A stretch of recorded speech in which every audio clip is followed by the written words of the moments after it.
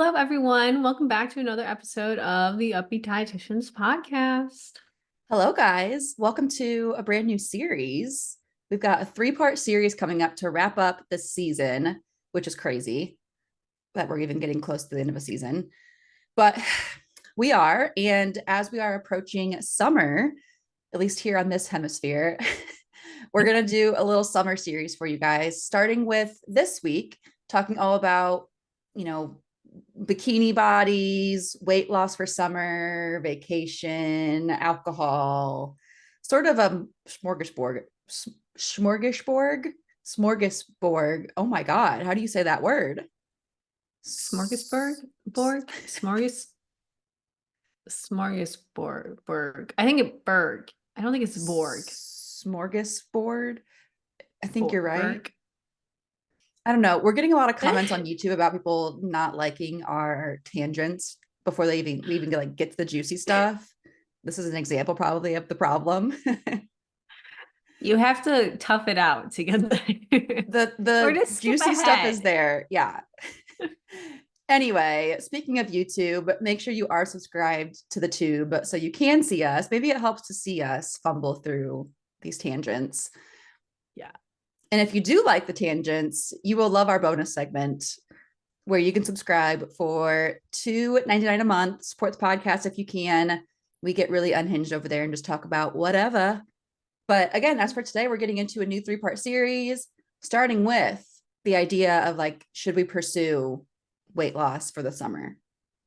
I feel like this is the big thing where around February, March, people always getting summer body ready, got to get bikini body ready. And every single time of year without fail, we see this in some way or another on social media. People start talking about their plans, what they're going to be wearing. We get questions and comments about it. It's kind of a routine thing that always comes up. So we're going to chat about it. Yeah. And diet culture always likes to capitalize on it too. Buy this program, buy this plan to lose 10 pounds before summer, bikini body booty workout or whatever. It's a great opportunity for diet culture to make some cash. Exactly. So we'll talk a little bit more right now about why you don't need to lose weight for the summer, which you might have already guessed if you've been around for a while. I feel like we've probably talked about this at one point, but it's just nice to put it all in one place now. So something we like to reiterate is just how your body's the least interesting thing about you. And we say this holding your hand. We say this in the most gentle manner. And it's okay. Your body doesn't need to be interesting or the main focal point. You are so much more than that. And looking back in your life, let's do a little reflection exercise right now. Think of a time maybe you were at a social event or you on a trip or just you were having some time to yourself and you were at the pool or the beach. Can you tell us, or do you remember specifically about that experience, what somebody's body looked like? Not your own. It's not going to be your own. You probably can nitpick your own. You probably can, but someone else, say a friend, a stranger, whatever it is. Is that one of the first things you think of or most memorable things you think of associated with that memory? Most likely no. Most likely no. But it just goes to show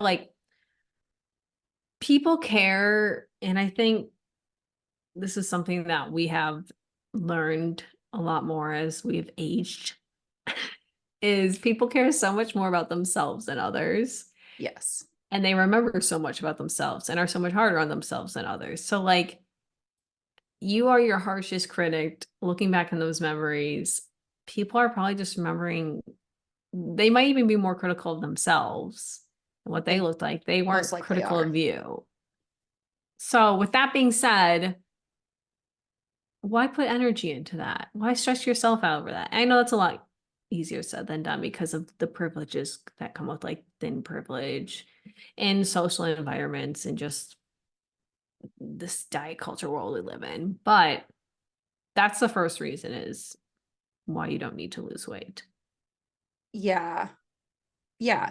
Like I can't remember anybody's body that I've ever seen at a pool or a beach. And I like to remind everyone too that it's not your life's purpose to like have a body that is perfect, so to speak. Like to be always working on your body. Like it's okay to just not.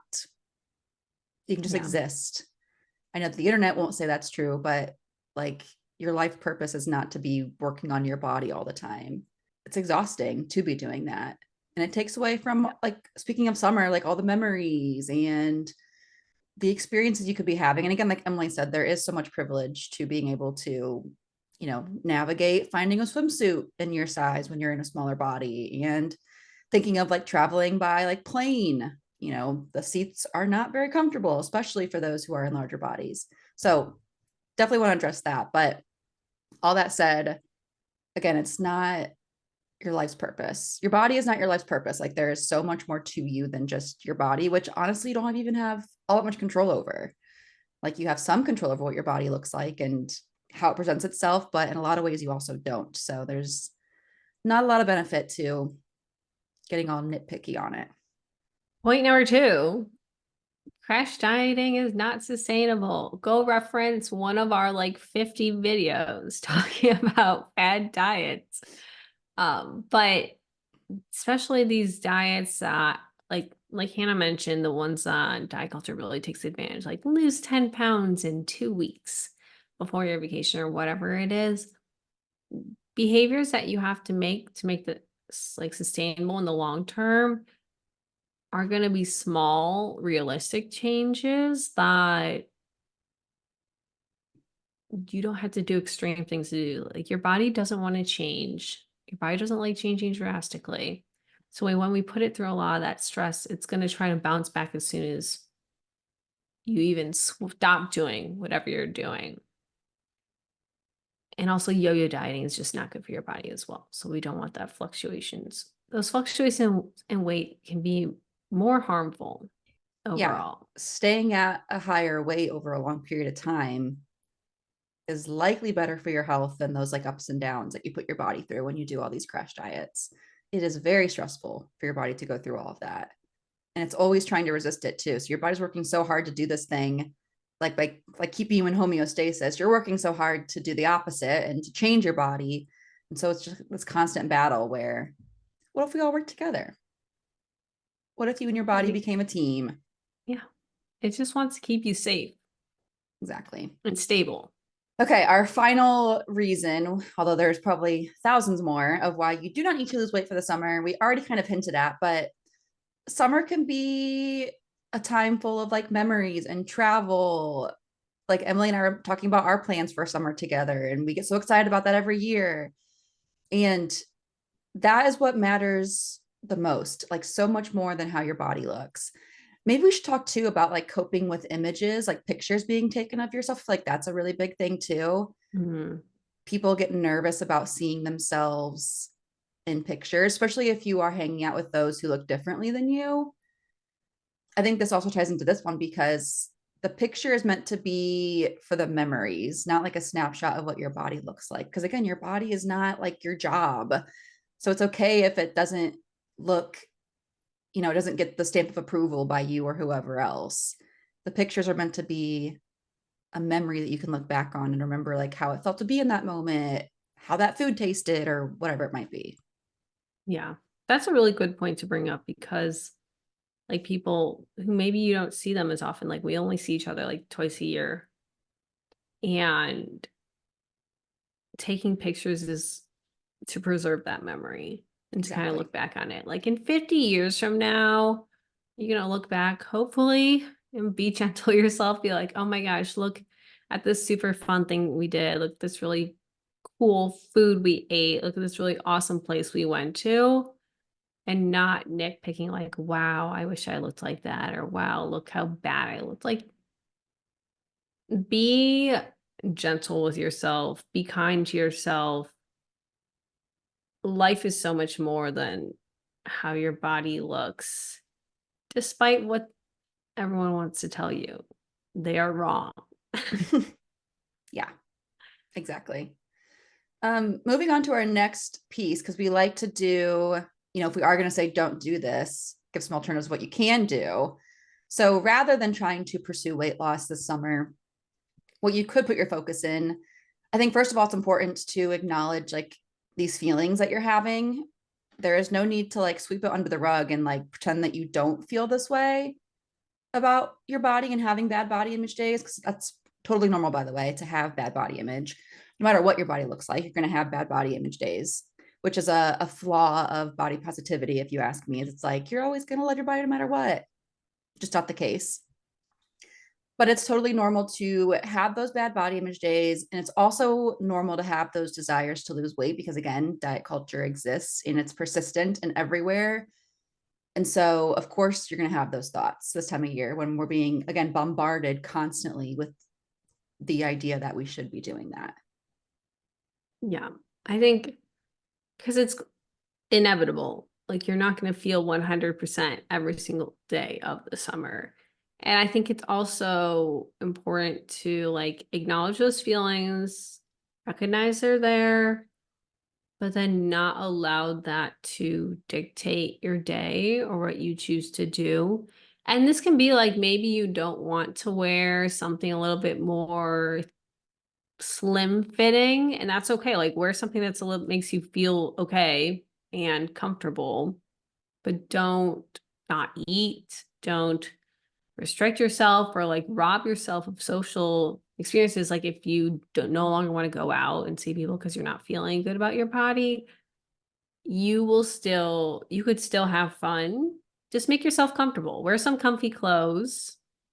If you want to dress yourself up a little bit, go comfy and cute. You can do that as well. Accessorize. That Mm-hmm. will not affect your body That's at my favorite all. hack. Yes. But it's good to recognize kind of those negative feelings as well because they're going to happen.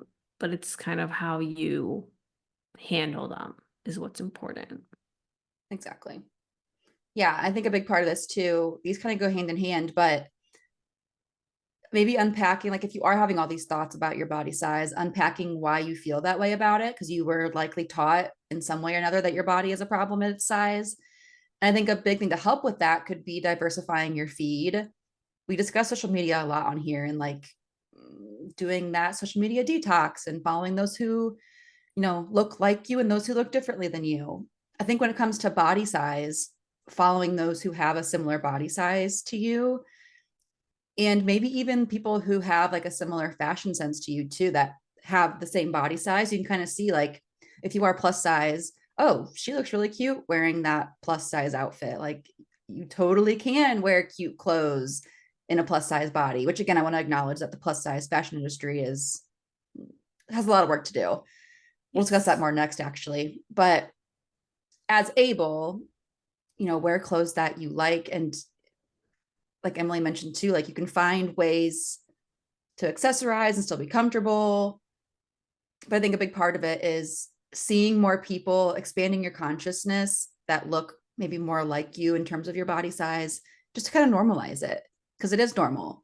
I feel like people who are naysayers of that will say, oh, we're promoting obesity by saying this to like normalize plus size bodies and plus size clothing. But we're just like humanizing it because currently it gets dehumanized a lot of times.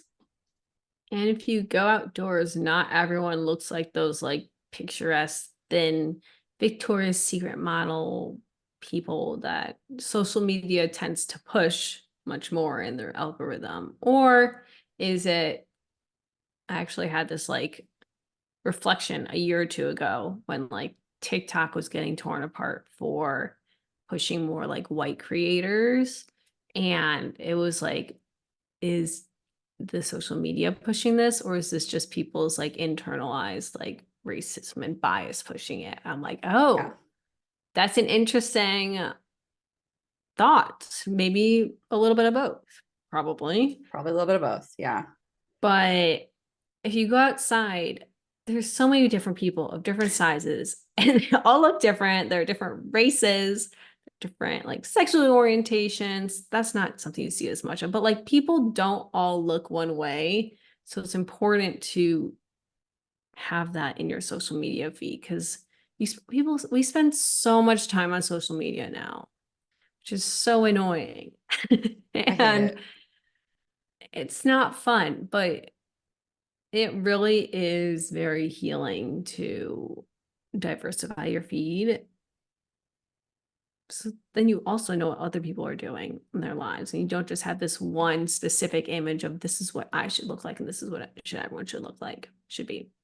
And if you like, something I'll do is I'll block people, even if I have no personal issues with them. Maybe it's someone who, for whatever reason, makes me like jealous of, or whatever reason it is, I'll Mm-hmm. block them because I'm like, I don't need myself comparing myself to them.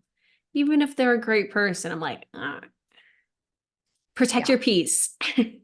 I have so many of those. A lot of them are like in the dietitian industry, those who maybe like flaunt their business a lot. I tend to unfollow a Mm, lot of those. We don't need that comparison or like that we don't need to be, I don't know how to say it. We just like get fed the idea that we're not doing enough, no matter what stage you're at, even. Like there's always going to be someone who is at a place that is different than you. I don't want to say better than you because when it comes to body size, there is no like right or wrong body, but someone who has what maybe you wish that you had, yeah, there's always going to be someone like that, no matter what your body looks like, how much money you make, how many vacations you go on per year. Like there's always going to be someone doing more. And so, like Emily said, hit that block button. I've got so many people blocked who are great people, I'm sure. I just don't yeah, need to see that. no, protect yourself. Yeah. And then the last one we want to talk about, Hannah already mentioned this, the plus size fashion industry. Like, my beef with plus size fashion is I don't shop in plus size fashion, so I can't even really like I don't even experience the full beef there potentially is. But just like from like the pricing standpoint, makes me Mm-hmm. so mad.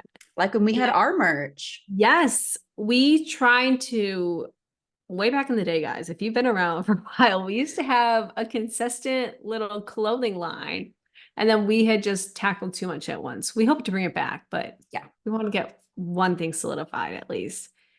But when we were trying to include like 3XL, 4XL, we were doing drop shipping. If you guys don't know what that means, we're asking someone else to create it for us and then they get part of the fund. We were trying to be inclusive, but then they would charge so much more to even include those extra sizes. And we're like, for people arguing there's more material, I hope you're going to clothing say this. clothing is already so overpriced. So overpriced. They have no business charging more for like one or two sizes higher. Yeah. They're getting so much, they're making plenty off that one article of Yeah. clothing. It makes me Uh, so mad. And then like just and the thing is like we don't have to experience it. mm-hmm. And I can't even imagine what people who are plus size have to go through. Because then also like we talk all the time about how we really enjoy retail shopping. But if you go to stores and the lack of sizing, there really steals from that joy as well. So I know there's a lot more plus size stores and boutiques coming out. So definitely I would recommend like focusing on those. But also I know that a lot of fat activist influencers talk a lot about like where they get clothes and whatnot. And Mm-hmm. they promote brands that are weight inclusive and hopefully aren't trying to cost you an arm and a leg for a Mm-hmm. shirt. What I hear a lot too is they will make the plus size, they're like plus size line if they have one, just like not even nearly as cute. Like it's a different Yes. style. They make it like Yes. completely different. And people say that really sucks, which obviously I'm sure it does. I'm like, why would you? There's no reason to make it not as cute. Like Yeah. literally no reason. Like I don't. they decrease the quality, they decrease like the aesthetic of it. because apparently people in larger bodies don't like to wear cute clothes. I don't know. It's crazy. There's a lot of room for improvement there. A lot of room. But all that said, as able, wearing clothes that actually fit is a really, really big tip for body image. Actually, it's one of my favorites because we all know how it feels to wear clothes that like are pinching and poking. It just like makes you think about your body so much more. Of course, usually in a negative sense because you're uncomfortable. But like wearing clothes that fit and like that match your style, whatever that might be, there's no right or wrong there. But that's my favorite thing to practice for body image is again, a lot of privilege being able to find clothes that fit me, but being able to wear clothes that fit, that are comfy, it really helps you not to have like again the pinching, the poking, the prodding. That does not help a already fragile body image. No, not at all. It's putting more focus on that, which we don't need. Yeah. Okay, we have one last little tip here before we get into alcohol consumption. Total 180, we'll get there. Um, instead of pursuing weight loss, if you do wish to make some behavior changes, again, weight loss is not a behavior changes. You can't do weight loss. But if you do identify that there are some things that you would like to improve, although once again, your body is not this like project you have to always be working on. If you do want to make some changes, though, focusing on weight neutral behavior changes can absolutely be beneficial, um, especially if we are doing so without the intention of shrinking our body. So examples might be like establishing joyful movement, of course, good old stress management, getting plenty of sleep. We talked about, what was it, like 2 weeks ago, how pursuing weight loss and also managing stress literally can't go hand in hand because weight loss is stressful. And then in terms of like food specifically, maybe incorporating like some version of anti-diet meal planning. So you have, plenty of food on hand if you have access to it, and ideas of what you want to eat for the week, which can also be a form of stress management in a way. Not having to like stress about what meals you're going to eat every day and already having that plan ready for yourself. So there's only a few examples. There's so many other, behavior changes you could make that have nothing to do with shrinking your body. But if you do want to self-improve in some way, these are a few ways you could do that. Yeah. And there's nothing wrong with like wanting to feel good or better in your body. It's just kind of Good like point. the attention behind it, Exactly. and these can help. Actually, speaking of alcohol, that could actually be a great one too. Decreasing Yeah. alcohol intake. Yes. If there's two Yes. detoxes I recommend, it's social media detox and alcohol detox. 100%, because there's just so much of both Yeah. everywhere. Yeah. Let's talk about alcohol. I have strong feelings about alcohol, but we're not going to go too much into it because we don't need to hear that. But drinking is very normalized. We know this. Drinking is a big part of social events, and especially with summer coming up in this hemisphere, there are going to be, there's probably going to be more of it. And we just wanted to reiterate the importance of this is a physical health episode. Oh You're yeah. kind of like, what is happening here? Yeah. We just want to make sure you're feeling good physically. Next episode, we're gonna be talking about more mental health related, but this is the physical part of your health we'll be focusing on. But it's important to hydrate. We cannot emphasize this enough. I feel like people don't hydrate enough in general. And now when we bring in the heat, which makes us more dehydrated. You also bring in alcohol consumption, which you might think of like, oh, I'm still getting in liquids. That doesn't count for hydration. It's also inhibiting your ability to think properly. So maybe you don't think about hydrating, but we want to make sure you are not passing out or experiencing anything negative about this. We're going to also review the serving size. We never talk about serving size, but we're going to review the serving sizes of alcohol today, just to reiterate it, because binge drinking is also so normalized. But one drink equivalent for beer is 12 ounces. I think that's about like the can. I think those Yeah. are 12 ounces. Wine is about 5 ounces, so like it's like a little pour. And then for hard liquor and distilled spirits, about 1.5 ounces, like a shot, essentially, is one drink. So if you think about how many drinks people might be drinking, it can be very easy to get carried away and not hydrate, especially if you're in the heat. So I recommend alternating alcoholic beverages with water at least this. If you can get in more water, that's better. And also, it's okay if you don't want to drink. Yeah, I That's think that's something the most else. important thing. You don't need to be pressured into it. You don't need to have fun. You don't need to have fun.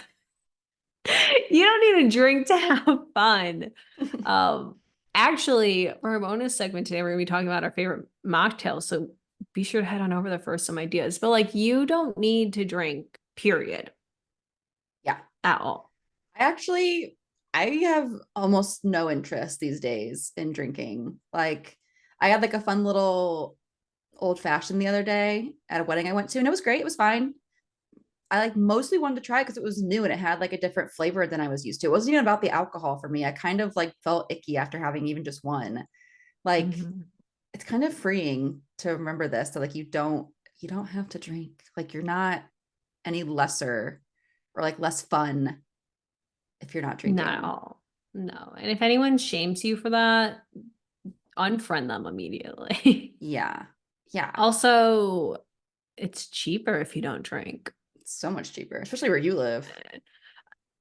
Literally, I talk about this all the time with Bobby. I'm like, wow, if we didn't drink, our restaurant bills would be half the amount. And that just Yeah. makes me sick. To be fair, on our end, it's about appetizers. Ross and I go hard on like appetizers, multiple entrees to share. So that's our undoing. But it's true. That's also it's a big money saver to just not be a drinker. Even Big like at money home stuff. too. Like not Yeah, buying wine or beer at the grocery store every week, or like little canned cocktails. Like those things are so expensive. it's crazy. So that's why I've also kind of come to the place where it's like, if it's a fun beverage, I'll try I'll stuff. enjoy Yeah. trying it, but I'm not drinking for the alcohol. And I also feel gross Yeah. after, Me too. which I don't I'm so enjoy thirsty. that. Yeah. I hate feeling bloated or Yes. like groggy. I've been titling it as sober curious. Like I'm not completely I sober. I I will have a love drink. I enjoy a fun drink once in a while, but it has nothing to do with the actual alcohol and like being drunk. yeah. It's just trying new things. Yes. But I'm yes, super sober curious. curious. I love that. I love that. Oh man. But yeah, that's kind of, we just wanted to go over some good little reminders with summer coming up. Actually, I guess summer's here, but some little reminders for you. Take care of your physical health. There are ways to take care of your physical health and not be diety about it. And you Mm-hmm. can still feel good and not put yourself through horrible diets to feel good. I like that as a possible title for this. Is just like how to feel good this summer without Yeah. dieting. Ooh, without Ooh, dieting. all right. I'm It's on already it. made. There we go. But yeah, and future episode alert. I know we're gonna talk about mental health next week, but we have an episode coming up about body image and dating. And what Season better finale. time as you're being social in this summer? So, and we have a returning guest on who I just know you guys are gonna love that episode because it was such a blast to record. I'm And excited. that bonus segment was also incredibly juicy. So you guys will have to check it out as well. But I think that's all we have to say today. Mm-hmm. You can feel good. This year, 2024, as we're halfway through, is the year of feeling good and Yeah. doing things for ourselves that feel good. And dieting does not feel good. All right, guys. Subscribe to YouTube. Give us 1,000,000 stars. And we'll see you next week. Bye.